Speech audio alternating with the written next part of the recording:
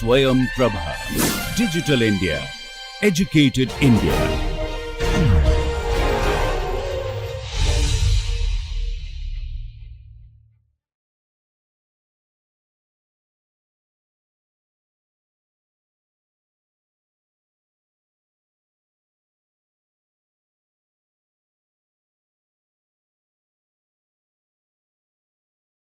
Welcome dear learners, I am Dr. Manisha Goswami, working as an assistant professor at Institute of Business Management, GLA University, Mathura. Today we are going to start with our 10th lecture, and from 10th lecture onward we will be focusing upon the strategic implementation, and there are different levels at which the strategies are going to be applied. So today we are starting with the structural level of strategic implementation in the subject of corporate strategic management. So before we begin with our today's lecture, let's have a quick recap of what we had done in our previous lecture. In our previous lecture, we had a discussion on the very basic concept of strategy, where we got to know that winning without fighting is the hallmark of a great strategy. And formulation of a strategy requires a governance, corporate governance, a touch of a corporate governance. That means transparency, accountability, ethical behavior. If a person who is sitting at the top management is framing a strategy without having an ethical background, the person might be setting a rules for the organization which may harm the society or the investor or the stakeholder as a large. So you have to be very cautious, because you are going to lead by example. As a top manager who is setting the strategy should be very sound in terms of ethics, values, belief, principle, and should not compromise with any of the ethical grounds. Further, in the discussion of the corporate strategic management lectures, we also got to know that you cannot frame the strategy without having a fair understanding about the environment. You have to assess the environment well. You have to go deep into the environment. So environment analysis comprises of two important area or the factors which to be taken into consideration, like internal environment analysis and the external environment analysis. So when you are doing the internal environment analysis, you will got to know that there are few essential parameters which cannot be ignored at all while analyzing the internal environment. Internal environment is that environment which is within the organization, and this is that part of your organization which is in your 100% control. So you have to go really deep into it to identify that whether resources, structure and culture of your organization is at par or not, or is there any need to refine or define your mission, vision, objectives or not. So you have to go in deep and check whether your resources are worth to hold or not. So VRIO technique is there is a value chain analysis model is also there, which altogether is going to be very useful for you to have an idea that whether I am having some strength in these areas or my weaknesses are there. On the contrary side, you will be looking into the external environment, where the external environment is going to tell you that the micro and the macro environment. Like at the macro environment, you try to go deep into the political environment, economical environment, socio-cultural environment, technological, ecological, legal environment, and after the deep understanding of all these pestle, you got to know that what are the different opportunities available from the pestle environment, what are the different threats available from the political environment and the economical or the different pestle analysis.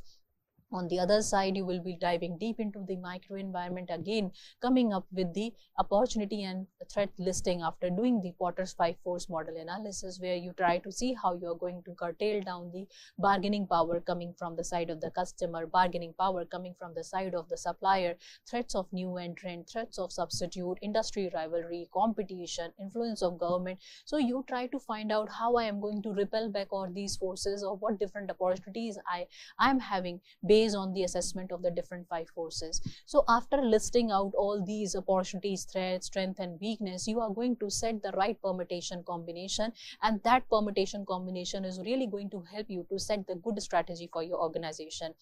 And when you are taking a call that I should go for this A strategy or the B strategy, again there is a importance of understanding that on what basis you will be taking a call, that whether I should go for a A strategy or the B strategy.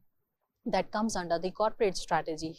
right? The top management is going to formulate the corporate strategy, where there are three essential key issues like directional strategy, the portfolio strategy, and the parenting strategy. Under the directional strategy, they are talking about the growth, stability, retrenchment, which explains that when conditions are favorable, you are going for the growth strategy. When things are very fluctuating, things are not clear, you will be going for the stability. When things are very adverse, then you will be going for the retrenchment. So on the basis of the different environmental factor or the assessment of the environment, you are taking a decision whether I should go for growth, I should go for stability, or I should go for retrenchment.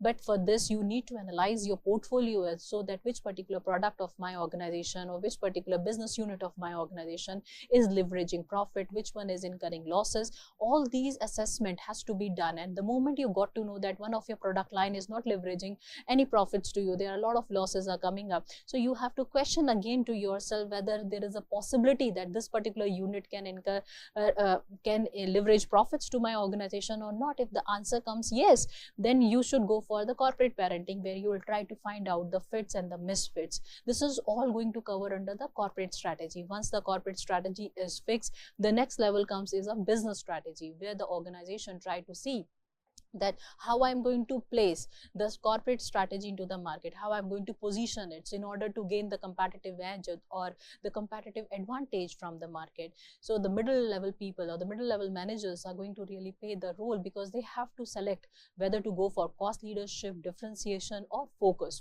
on the side of cost, or focus towards the side of the differentiation. And once it is done, then the direction goes towards the functional level people. The functional strategies are going to be formulated, and that the functional level strategies are at most to be formulated with utmost cautiousness or care.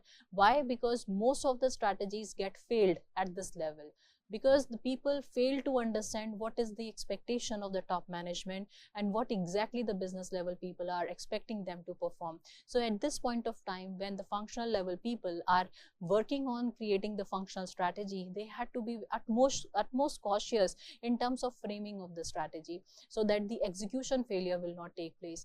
And this is for what this is the reason why the business level people are really playing the role. They try to find out that how to simplify the complexity of the corporate strategy and make things much more clearer for the business level people, so that there will be no role ambiguity. They will be having a clarity of the roles and the responsibility. And once they have a clarity of their roles and responsibility, the functional strategies are formulated. And when you are taking a decision of selection of a strategy, you need to evaluate on the basis of 3 parameters, that is feasibility, suitability, and acceptability.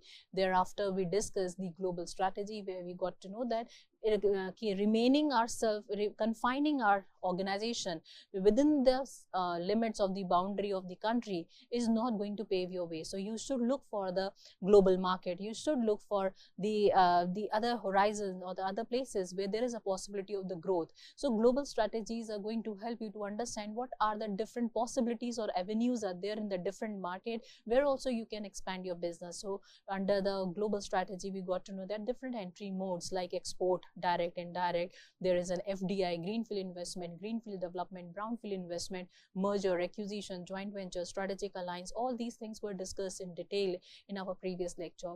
And then afterwards, we also got to know that it is very important to set the orientation when you are heading towards the international market, whether I should go with the ethnocentric approach, polycentric approach, regiocentric approach, or a geocentric approach. So you have to be very clear in terms of setting your orientation. The moment you set your orientation, based on that staffing will take place, and based on that other international coordination will take place. So if you have this much of clarity before you are taking a call of entering into the international market, then only you will be in a position to shape your business, or then only you will be in a position to really establish your unit in the foreign market where the risks are very high. So you also have to have some scenario planning of the very best time, the most likely time, and the worst time. So all these scenario planning should also be there in your hand. Now we are heading towards the today's lecture, learning outcomes.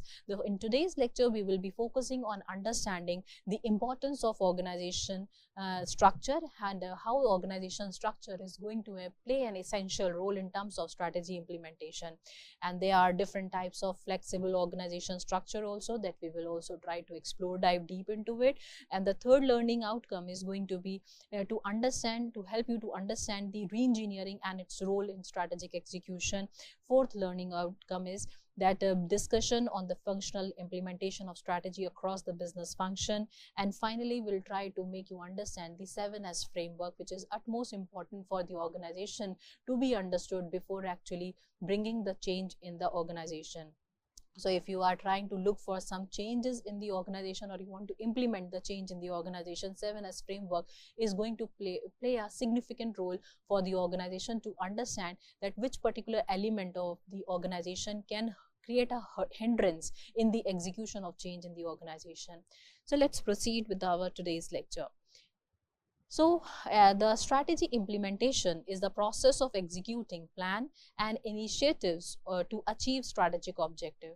So this goes without saying that this is the time where you are really going to see how your strategies are going to take the shape. This is the time to implement whatever you've been thinking for so long. You are trying to write or draft or curate a strategy for your organization. Now the high time has come up where you are actually going to put what your thoughts into action. So strategy implementation is a process of executing the plans and initiatives to achieve the strategic objective. Now everything is going to put into what? Action. It involved translating its strategies into action through structure, system, and the different process of the organization. So under the implementation, what we are going to observe that how nicely you are putting the things into action, because most of the organization fumbles very badly. They fumble in terms of their execution. So this is the high time, right? Whatever you have thought, now you are going to put it into the practice, and if it is going to run smoothly in the same way, the way you have thought, you are the luckiest person. If not, then there is a need of redrafting your strategy. Without wasting any time, you should quickly look into some B plan or the C plan instead of trying to fix yourself unnecessary to a situation which is not meant for you. Organization structure play a key role in facilitating and hindering the organization's success, right? That is the reason why this topic becomes so important, to see how structural implementation is going to take place, because most of the time it has been observed the people have changed the strategy but they have not changed the structure. As a result, structure creates the hindrance in the execution of the strategy.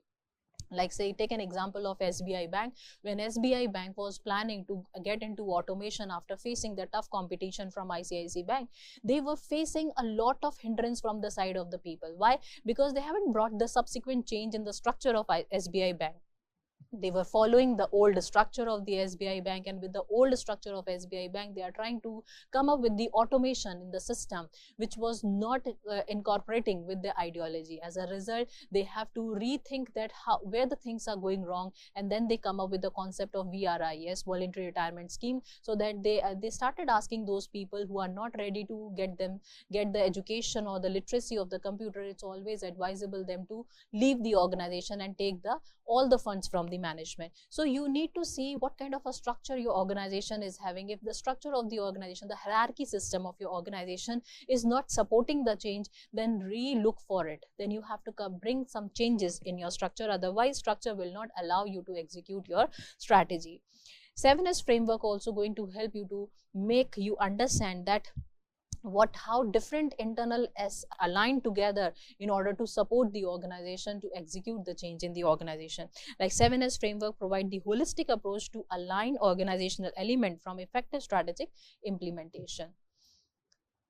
Now let's move to the another very important aspect where you got to know that how important and why I'm so emphasizing upon the importance of organizational structure in the implementation. These points are going to highlight the importance of organizational structure, because organizational structure defines the authority, it defines the responsibility and the reporting relationship.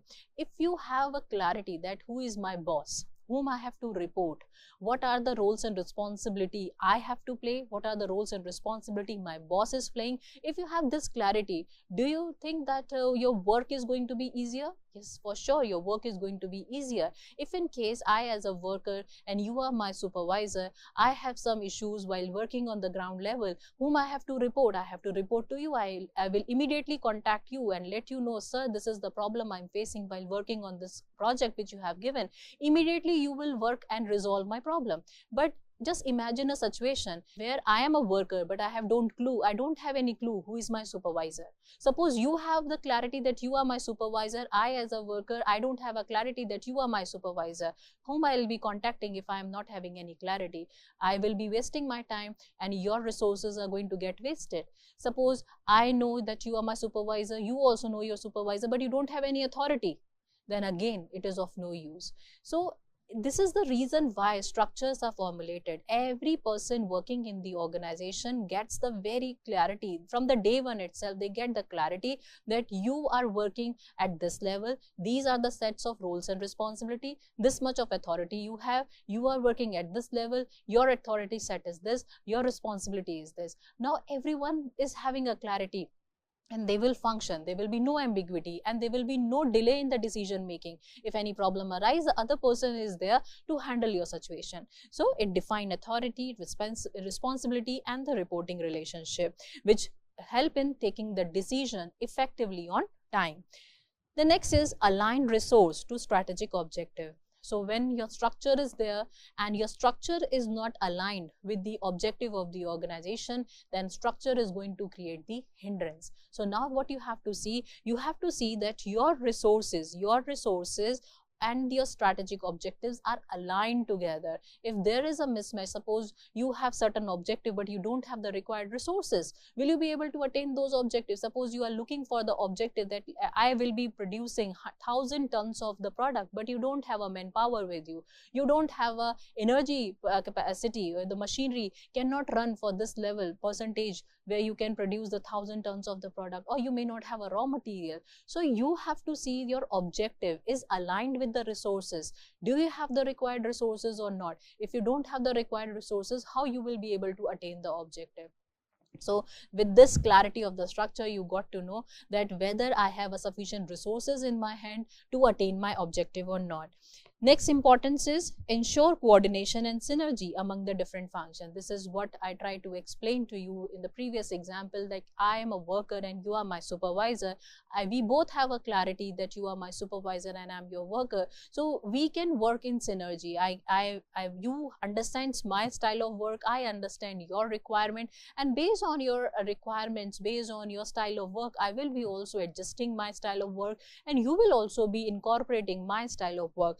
So this is how we try to bring the synergy in the system. This is how we try to bring cohesiveness in the system. This is how we try to bring the bond among the people working in the organization. And that's what the true leaders are. But if there is no clarity, such kind of synergy cannot be developed. Next is help organization adapt to the environmental change. So if the organization structure need to be flexible enough, it should not be rigid, right? So if organization structure is very rigid, cannot be molded or cannot be changed, then this particular structure is going to be very harmful for the organization. So you always have to see that my organization structure is flexible enough to adapt with the changes taking place in the environment, because nothing is static. The only certain thing about environment is that it is highly uncertain, as things are not static. So you also have to bring this thing in your organization structure, that structure is also not going to be static. It should be flexible enough to incorporate the changes. Next, look at the different types of the structure. So there are certain types of structure like functional structure. And when your organization, suppose you actually start from a very simple structure, single strand structure, when you have just started your business, you are working as an employer, and under the employer there are few workers working. Say for example, in case of a Satyam Computers, when Satyam Computers started in the year 1987, B. Ramalingam Raju was the employer and there were 20 workers working under him. Right, so 20 workers were working under B. Ramalingam Raju, under the Satyam Computer. This is how they started the business, and within the span of 5 years, it got listed into Bombay Stock Exchange. So it gone into number of employees, right, from 20 employees to thousands of employees were there before it was declared to be a scandal. Right, and not only in India, Satyam Computers were having presence across the globe, somewhere around 50 plus different nations they were having a presence, right? So before it got declared as a scandal. So this is the simple structure where employer is there and number of employees are working under him, workers are working under him. There is no segregation based on the expertise, or there is no such segregation based on the functions like HR function, HR department, finance department. There was no such segregation, right? All workers are working, few people are and employer himself is acting as an HR, he himself acting as a finance manager, he himself is working for the marketing of the company, he himself working for the logistics and other things, generating the PR and clients and everything he is doing himself, and the workers are helping in developing the coding and other stuff. So employer himself is playing all the roles, and the rest of the people working in the organization are specifically for the need of some project which he wants to get it done by the people working in the organization. There was no segregation based on specialization. That's what known as a simple structure or a single strand structure. Then when your department progresses, it grows up, then you move to the functional structure. Functional structure is a structure where your organization has gone up to some higher level. Now you need the experts of different domain. So the employer is going to hire some people and the experts of the different area, like suppose production department, under the production department head is going to be hired, and production department head, there will be some workers who will be working under him as a production employees. So workers are working under the production head. So there are few workers, and under the HR there is maybe one HR assistant is there, assistant HR is there, and similarly one finance department will be there, right? And marketing department, the most important department, marketing department, maybe few agents or the marketeers would be there under the marketing department. Similarly, you may be having a logistic department, right? So all these departments are going to come under what?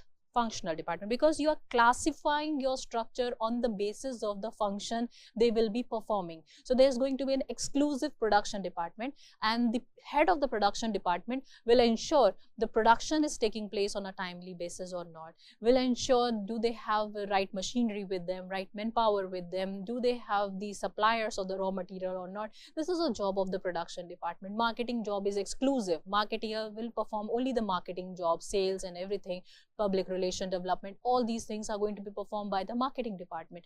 HR department is focusing on hiring, recruitment, training, retention of employees, all these stuffs, and the finance department is focusing upon the controller as a controller or the treasurer, auditing work and the record keeping work. All these things are going to be performed by finance department. Logistic department is taking care of the supply chain. So it's not going to happen like marketing department will be asked to perform the finance job, or the finance department will be asked to do the marketing job because marketing person is vacant, marketing seat is vacant, why don't you go and do this job? It is not going to happen like this. In a functional structure, everyone is working based on their expertise and their specialization. There will be no interchange in the departments, right? You can grow within your department, you cannot grow between the departments, right? So this is what the functional structure is. Then comes to the divisional structure. So under the divisional structure, say for example, your organization is into the production of multiple product lines. Like in case of a pharmaceutical company, you are producing a cardiovascular medicines, you are producing some nephrology medicines, you are producing medicines for neurology. So all these three different type of medicines require a separate division because different chemicals, different salt compositions are required. So for cardiovascular, you have division 1, for nephrology you have division 2, for neurology you have division 3, and within the divisions you will be having the functions. So division A having the functional department 1, 2, 3, 4, division B having functional department 1, 2, 3, 4, division C will be having their own separate functional department 1, 2, 3, 4.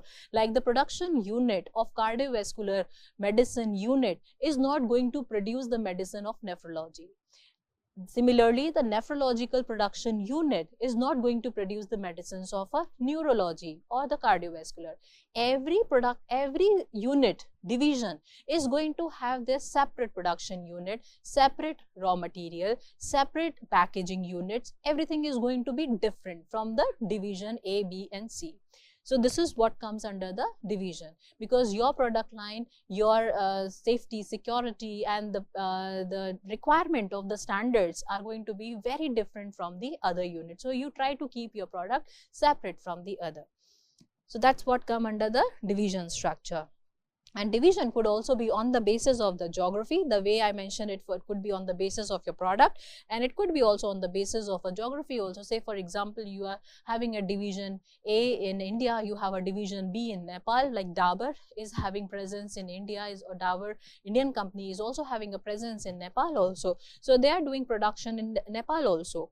So it could be on the basis of a geography, and could be on the basis of the customer segment. So I will be producing a product for the youth, division A is producing a product for youth, division B is producing a product for age-old people, division C is producing a product for infants or adolescent, right? So this kind of a division can also be there in the organization, but it largely depends upon what kind of product you are producing.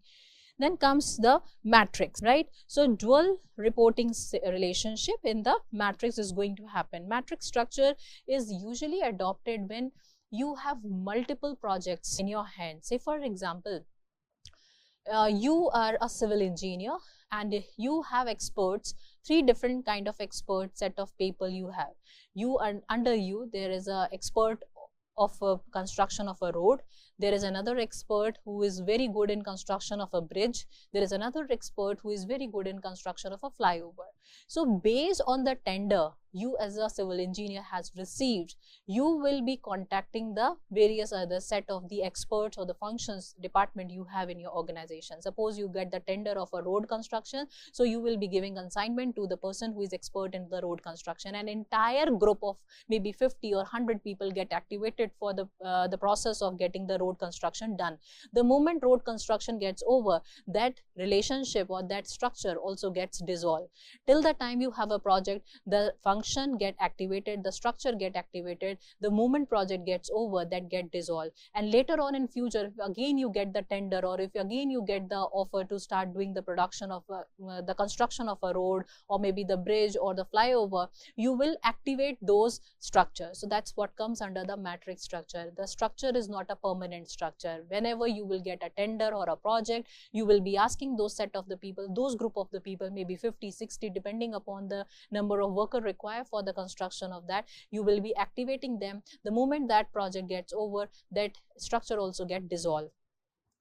Next is your network structure. So network structure is going to play a role when you are not dealing in a single country and you need to build a strong relationship. Like Amazon also believe in creating a network structure, because the entire setup of Amazon relies on the affiliate marketing. So if people are talking good about the Amazon, and if other different shopkeepers and other people want to associate themselves with Amazon, then only the business of Amazon will grow. So that what come under the network structure. Here the decentralized structure with the external partnership focus more on competency and the outsourcing of the thing. So network structure, there is a one hub market, and then you try to create a association with multiple people, and then again there is a hub market which create a association with other people.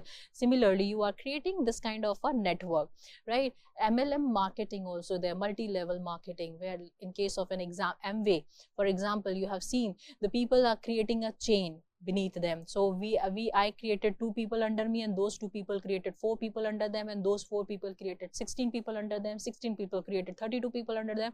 This is what known as the multi-level marketing, and that what come under the network structure. Amway is also a very good example of it. Now, next is a team-based structure. Team-based structure, like the cross-functional team working on projects, they work on innovation and responsiveness. So, team-based structure is most commonly seen in case of a Google. We have seen in case of the Zoom, Google Meet. All these are the outcomes of the team-based structure, where the exclusive team is sitting and they are doing brainstorming in terms of coming up with better innovative ideas. Most of the time, R&D department is having a team-based structure. Virtual organization like the people who are hiring the freelancers, gig people, or maybe the content writer, they are coming under the virtual organization, and they are operating primarily through the digital means, agile, cost effective for the remote working model. Most of the software companies are getting on the gig platform or the virtual platform. After understanding the different types of factors, let's focus on what are the factors which is going to influence the choice of the structure. That goes without saying that what kind of a strategy your organization is holding. So your strategy and the objective of your organization will tell you which particular structure is most suitable. That, like in case of MBA, we have seen they have a multi-level marketing structure because this is what their strategy is, this is what their objective is, and they can attain their objective and strategy via multi-level marketing. If they would be having a rigid functional structure, divisional structure, they may not be able to attain this much level of the expansion of the product or the expansion of the market or the customer foot following. They won't be able to increase that. So this is how you will get to know that what kind of strategy I am having, what kind of my objective. This is going to define that what kind of structure I will be having in my organization. Organizational size and the complexity is also one of the parameter which is going to define that what level of the structure you will be having. So if your size of organization is getting too big, then always advisable to go for divisional structure. If your size is small, then you can keep it a functional structure. Market dynamics and the competition. If in competition level is increasing, then in order to curtail down or in order to come down to the level where you are more closer to the taste and preferences of the customer, then come to the regional level of the structure. Then technological advancement, right? So if advancement in technology is taking a place at a very fast pace and you cannot incorporate those changes, that means your structure is very rigid. So you need to come up with an agile structure or flexible structure so that you can adopt the advancement of the technology in your organization. Like leadership and a culture is also one of the parameter which can help you to define what structure you will be following. If a leader is very autocratic, the leader is very tough, then in that case, if it has been seen, they try to keep the things centrally controlled, right? So they don't want to have they don't want to give the liberty and the power to other people working in the different parts of the department or maybe in the different network units, right? So leadership, the nature of a leader, the style of leadership prevailing in the organization could also be the factor which can help you to decide what kind of structure is going to be prevailing in my organization. And same is the case with the culture also.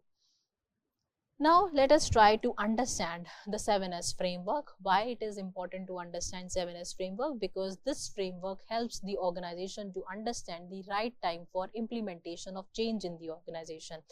If these S are not aligned, then implementation of the change is not going to be executed, and whatever the change you are trying to execute may get failed. So if you want your change to be smooth enough, you want your change to really bring the outcome for what reason you are trying to execute the change, then you need to align all these 7S, right? The heart of this 7S is a shared value, where you try to really let the people know that what are the core values of the organization. You try to explain to the department that this is what I am expecting from each one of you. So via shared value, the top management try to explain and try to be very vocal to the different people of the organization that what is expected from them.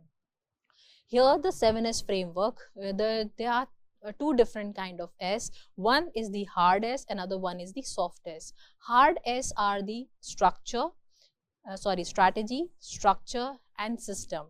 These are known as hard S. These are hard S. Shared value is a soft S. Skills is also a soft S. Staff is also a soft S.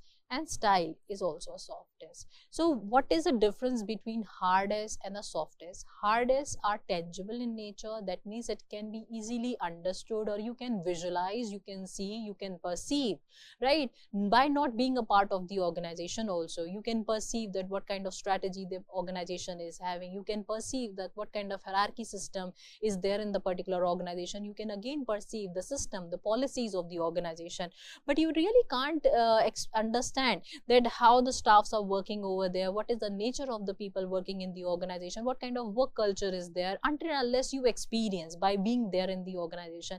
You can you may got to know about the leaders through the news media or the other channel, but until and unless you work under a leader, you won't understand about the style of leadership. So soft elements are the intangible, you won't be able to experience it until and unless you are part of an organization. But as far as the hard elements are concerned, you can perceive, you can have an idea based on the information which you can see on the website, and you can presume quite a large about the organization by looking at the hard elements. Hard elements are again very easy to be depicted.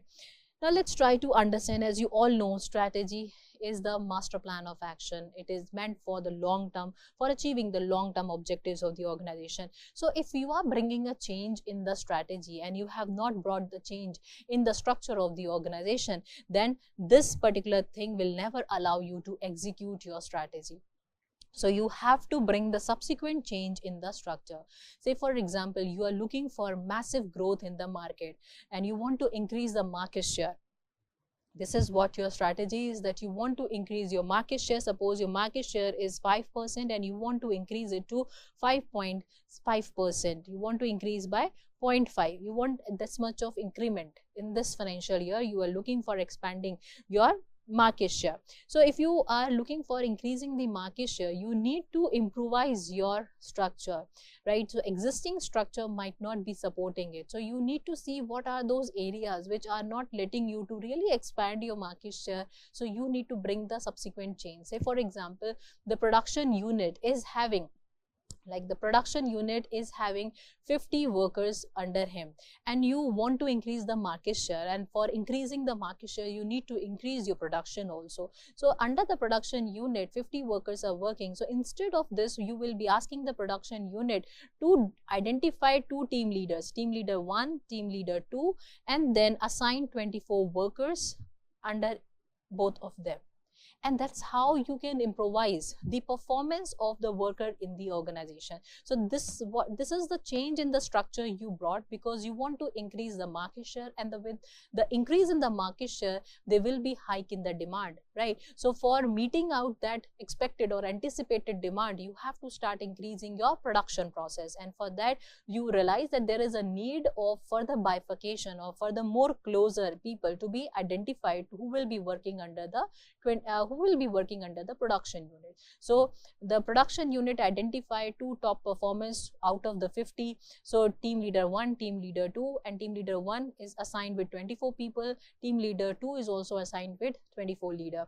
And this is going to create a motivation also among the rest of the 24 people, that if one can be identified as a team leader, let me also work hard. Tomorrow I can be a leader. So this kind of the motivation, indirect motivation, is going to create a good positive zeal among the remaining 48 workers, and they will also start working hard to get noticed by the production unit head. And this is going to create a positive zeal. If there is a change in the structure, then only it is going to create a positive zeal. If the structure is not the change in the structure has not been brought into the system, then this is going to become a mockery. Let me tell you. So if what comes under the system? Under the system comes the HR policies, finance policies, and different other policies. Say for example, you have appointed team leader as additional responsibility to a worker. Now he is going to be responsible for his job as well as for the job of these 24 people. So if you are not giving any hike in the salary of the team leader, and you are only giving an additional burden of a responsibility over his shoulder, apart from his own job, he has to take care of the remaining 24 people job, then it is going to become a mockery. And people will make fun of him, that, oh, what you are doing, you are also getting the same salary, I am also getting the same salary, you have additional responsibility of 24 people, I just have a responsibility of taking care of my only job, and we are paid same. So what is the difference you are doing? You are in a more troublesome situation. So the moment you are bringing the change in the structure, at the same moment you have to brought the change in the system also. You should give the hike in the salary. There should be a hike in the salary of these team leader. Until and unless there is a hike in the salary of these team leader, this motivation is not going to last for long. So you have to brought the subsequent change in the system also. If there is a subsequent change in the system, strategy, structure, and these elements are going to play a positive role to really bring the change in the organization. Next is the style. Style is talking about the leadership style, right? So what kind of a leadership style you are holding? So if the leader is very autocratic, he is going to be after your life, right? If the leader is benevolent, charismatic, so you need to see what kind of a leader is there, and based on the leadership style, the different workers will be behaving in the organization.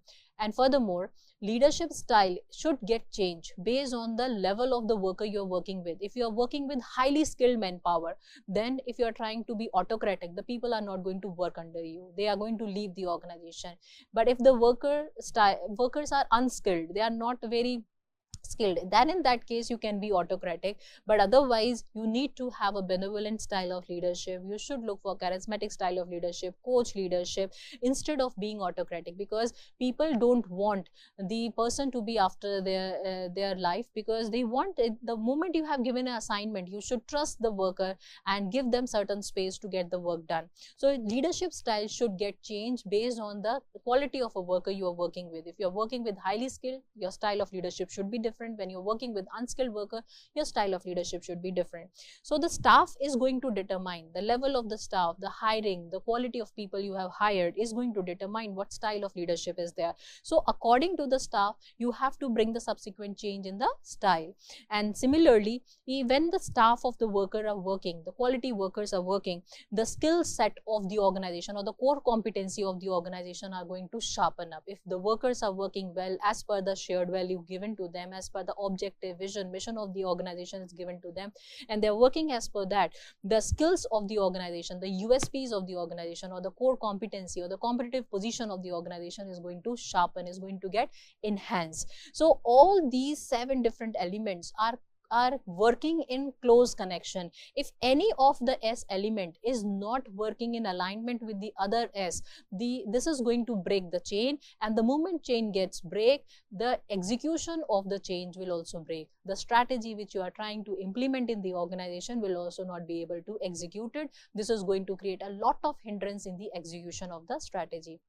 So one thing has to be kept in mind, that when you are designing the different course of action like a strategy, the master plan of action, you have to see how this strategy is going to impact the other remaining 6 elements, that whether this strategy is aligned with the shared values or not. For the very first thing which you have to see, that my strategy is aligned with the shared value or not.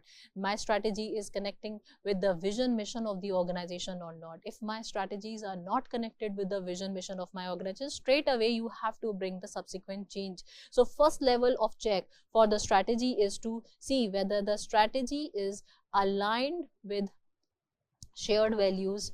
Shared values, that means your vision, mission and objective of the organization.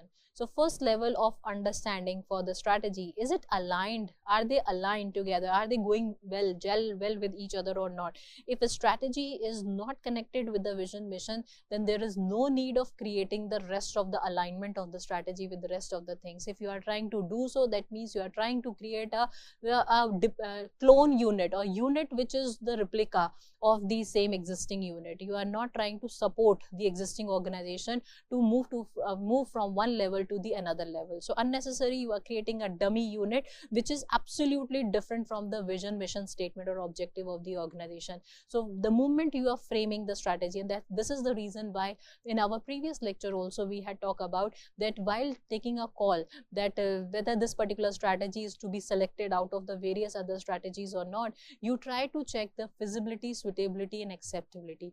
While doing this feasibility, suitability, acceptability assessment, You are trying to check whether it is aligned with your organization vision, mission, objectives or not. If it is not aligned, then no matter how much best your strategy is, it is going to be of no use. So if you want your strategy to be executed smoothly in the organization, you have to see that it is aligned with the vision, mission of the organization.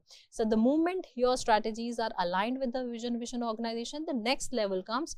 Next level is to see the rest of the alignment, like you can check the structure is complementing or not, system is complementing or not, then you have to, the style is as per the quality, as per the staff working in the organization, and then the staff contribution or the productivity of the staff will lead to the skills enhancement of the organization. So this is going to be a conducive structure, and this is going to be a structure which is going to facilitate the smooth execution of the strategy, provided you have taken care that how it should start and how it should align itself with the remaining other S of the organization, starting from the very first crux, that is the vision, mission of the organization. So this is what about the 7S framework. Now let's move to the next important element regarding the re-engineering and strategic implementation. So if in case you got to know there are certain flaws in the strategy while you are implementing, you come across there is a need of some corrections in some of the areas, then what you will be doing? You will be doing some re-engineering. So fundamental rethinking, radical redesigning of business process is also allowed, right? So wherever you are finding there is some glitch, there is some gap, there is a need to fix the gap, so you immediately should take a action and go for the re-engineering and then start with your implementation process. So the objective is to improve the efficiency and the effectiveness. So the purpose of re-engineering is to further improvise the execution process. If you are finding some, while in the process of execution you come to know some ground realities are there which is not matching, then you quickly take a action of a few gap and some take a pause and then work on those gaps and improvise and then relaunch the strategy in the organization. It also reduces the cost, but because if you try to force fit yourself in the system knowing that there is a gap, then it is going to be a costly affair for the organization, because ultimately at the end is going to get failed. So the moment you realize there is some gap, don't try to force fit yourself. Always look for re-engineering, always look for rethinking of what you are trying to design for the organization. Come up with some better radical design and business process. That's how you can reduce the cost and redundancy issues, repetition issues.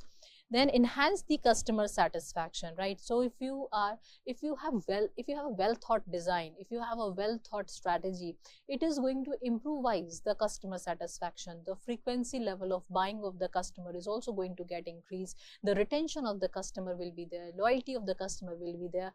But all these things are dependent upon your strategy. If your strategy is a force fit, the customer satisfaction is going to be a questionable thing. And what are the key steps in coming up with the re-engineering? Then that starts with identifying the core process, right? Identify the area where exactly re-engineering is needed. Then analyze the existing workflow, that is it going to hinder the entire process of the workflow, or it can incorporate the change within the same, let the other process keep going on, I will bring the subsequent change in the other area, other element, or then I will be fixing it with the main process. So how it is going to impact the workflow, or do I need to put everything on hold and then start re-engineering, or the rest of the things can go, let they keep on working on the system, I will bring the change and then subsequently I'll put the patchwork. So you have to understand that how it is going to impact the workflow. Then come with the design and the new process. Then you have to really rethink and come up with the radical design, and then implement the change with technology and the proper training. If there is a need of a training, then you should go for a proper training of the people working in the organization. And if there is no need of a training, then just by help of the technology that change can be swiftly executed, then it's okay. Then you can, with the help of technology, you can execute that change. The next is the monitoring performance and the refine the process. So one thing is always going to be a part of the process of re-engineering, or be it a strategic management process or strategic planning process. They keep on refining it. Nothing is going to be static.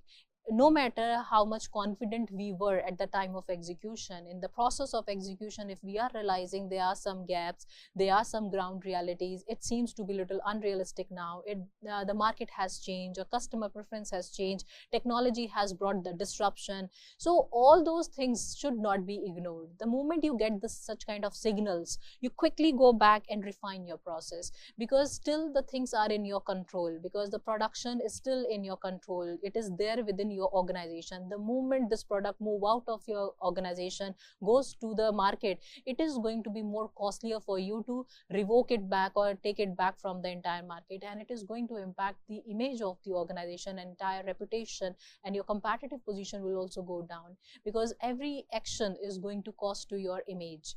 So still the things, till the time the production is happening, till the time the units are there in your organization or within your control, you should be very vigilant in terms of seeing the possibilities of changes taking place in the market. So this is what to be taken care while you are re-engineering. Then comes to the functional implementation of the strategy. Under this functional implementation of strategy, you have to really foresee that how the functional execution is taking place. Like in case of a structural implementation, we have seen that structure is playing a significant role, right? How the structure is going to impact the execution of strategy. Now we are trying to see how the different functions are going to play the role, because function is going to become a part of a structure only, right? So you are setting the hierarchy of whom? The functional departments only. So different functional departments are creating a hierarchy in the organization. So structural implementation is important, because if there is no hierarchy in the system, there is no clarity, that can create a hindrance. So it will lead to the functional implementation error issue. And if the required resources are not available, the people are given an unrealistic target, then it will lead to a functional implementation error, right? So you equally have to look into your functional department. You have to see whether the required resources, materials are there with the functional level people or not. Until unless they are well equipped with the essential resources or the training, right, you cannot expect them to start performing on the strategy which is given to them. So let's look at how you are going to execute your strategy at the functional level. So strategy execution require alignment across the various functions, and I have told you while discussion of the value chain analysis that each and every unit should communicate with each other. There are certain primary activities and the supporting activities. All these activities should coordinate and gel well with each other. Just to recall, let me remind that this is a value chain analysis model where we try to see there are certain primary activities and certain supporting activities.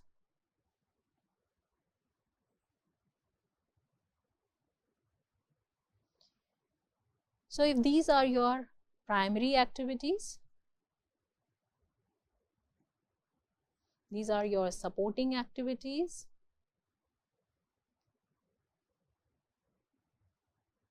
these are all your supporting activity, this is your primary activity, this is your profits, right? So the firm infrastructure is a part, HRM department, technology department, and the procurement department. Here the inbound logistics, operations, outbound logistics, then your marketing department, and your sales department or after sales services.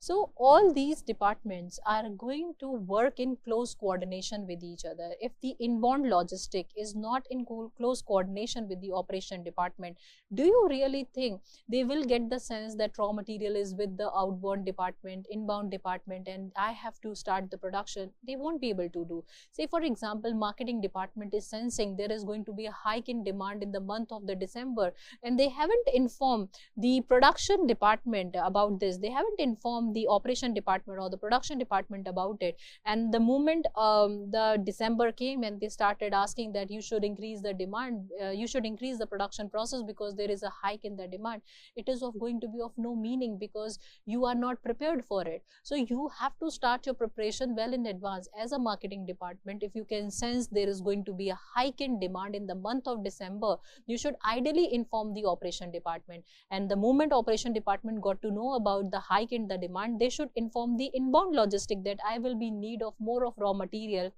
or I will be in need of more of machinery, or I will be in need of more of manpower.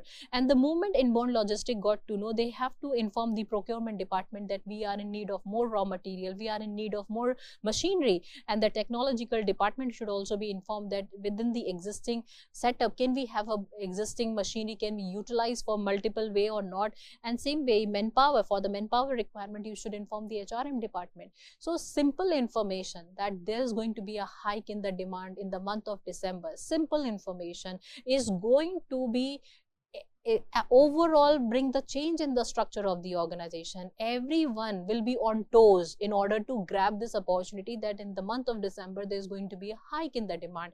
So operation department is going to activate it, inbound logistic is going to get activated, procurement department is going to get activated, technology, HRM department, and the firm infrastructure is also going to get activated, right? And if these people are not activated, do you really think the profit margins are going to be enhanced? No, they are going to miss out the opportunity. So that is the reason why it is mentioned that functional implementation of strategy is utmost important, and each and every department should coordinate and gel well with each other. And this is what mentioned here. The marketing department is ensuring the branding, market segmentation, pricing strategy. Okay, very good, but are you letting the people know that for what reason you are doing all these branding? If there is, you are sensing some changes are taking place in the market, then you should inform the other department.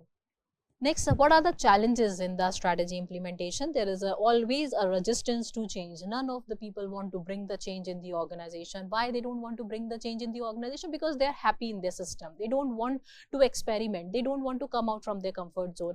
And if the organization is having this kind of system or the policy of not bringing the change, they will perish.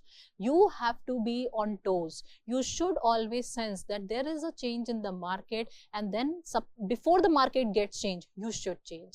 So if there is a resistance, you will not be able to survive. You will perish from the market. Poor communication and coordination, as I just told you, most of the time it has been observed, the marketing department could sense out there is going to be a hike in demand or there will be a low in demand, but they are not bringing this knowledge to the required people who actually need this information. So poor communication or the coordination among the people also leads to the misuse of the resources and the time of the people working in the organization. Misalignment between structure and strategy. As I told you that when you are bringing a change in the strategy, you have to bring the subsequent change in the structure. Lack of leadership commitment is there. Most of the time it has been observed the leader are themselves in some they are living in the silos. They have their own silos, they are living in their silos, and they are not committed to what the organization needs are. This is what we have seen in case of a Nokia. The leadership commitment is not matching with the requirement of the vision mission of the organization. Inadequate resource and the capabilities. Sometimes the organization themselves don't have access to the quality raw material. The manpower is not that much capable. As a result, they may not be able to implement the strategy. Unclear performance metrics. As I told you in a previous lecture, we talk about the KPIs, we talk about the balanced scorecard. You should have a very clear-cut matrix structure, and should have a checklist in order to see whether you are growing or you are deteriorating or you are stagnant. Each and every information should be there in the hand of the leader. So dear students, before we call a day, let's have a quick key takeaways that what we had discussed today. In today's lecture, we try to understand the impact of structural changes for implementing the organization. So organization structure is crucial for the successful implementation of strategy. We realize that flexible structure is really going to play the role in adaptation of a dynamic environment. We also got to know that there is no shame in re-engineering the things. Whenever you are finding there are some gaps, there are some glitches, always go for re-engineering, and that's going to improve the efficiency, and that's going to help you to gain the competitive edge or the advantage in the market. Functional implementation is going to to ensure that department are aligned with the overall strategy of the organization, and with the help of 7S framework, we got to know that each and every S element of the internal environment should be well aligned in order to find out the right time to bring the change in the organization. Overcoming implementation challenges require leadership, communication, and resource allocation. That's going to be a part of the next lecture also. Thank you, dear students. For further readings, you can refer this book of Charles W.H. Hill. Thank you.